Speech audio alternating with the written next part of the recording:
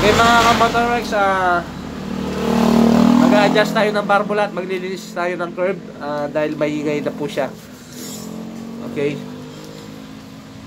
Unahin na natin yung kanyang curb. Medyo mainit-init pa yung ano niya. Yung boy na usan niya may mali. Mali ni single mo na doon mo yan. Lalo yung matibray siya. Okay.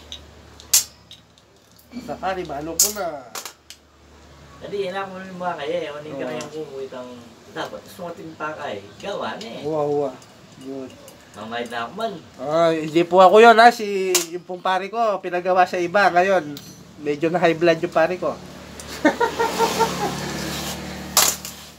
Kaya dinalan dito sa atin, mga ka-motorworks. Okay.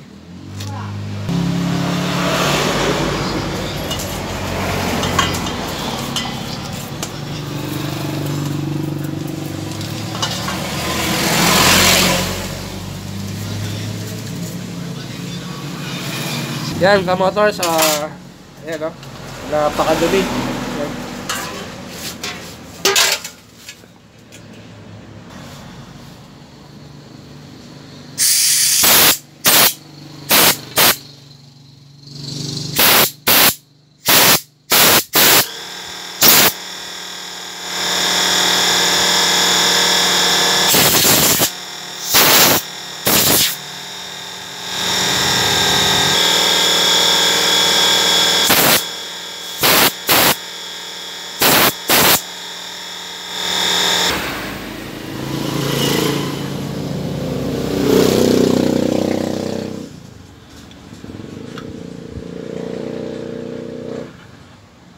Yan, lalagay na natin. Tapos mag-adjust na tayo ng valve clearance. Okay, kakalas na tayo ng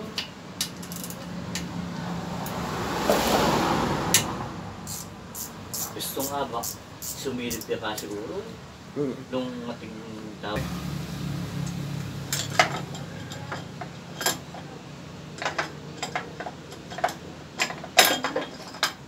Nagbabayan. motors. Ayan. Ayan, ito yung maingay. Ayan. Lalo na kapag umiinit na yung makina, nag-expand na yung mga bakal nito. Ayan, kaya lalong maririnig yan. Kaya kailangan kapag nag-adjust ka ng valve clearance, may filler gauge ka, mga ka-motorworks. Mga ka-motors, 0.08mm po yan, standard. Kaya kailangan kapag nag-adjust kayo, kailangan yung filler gauge, yung parang kinakagat ng ano, ito yung valve tappet natin. Yan. Okay, yan po yung tamang pag-adjust. Okay. Yan, balisa lang yung i-adjust natin. Ito, ayan o. Ito, tama naman to. Okay. Yan, both side.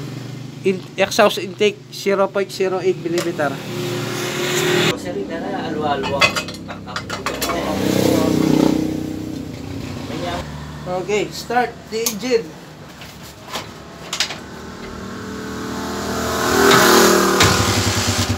Parin ko natin ay subukan pin baba pero baba din pero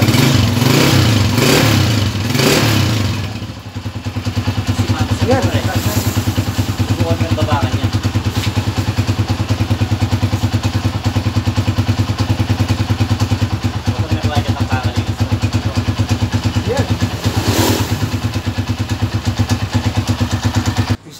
Isa pa chicken joy.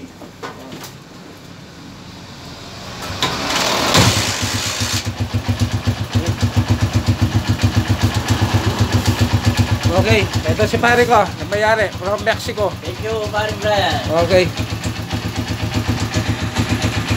Ito po yung i-tune up natin ngayon.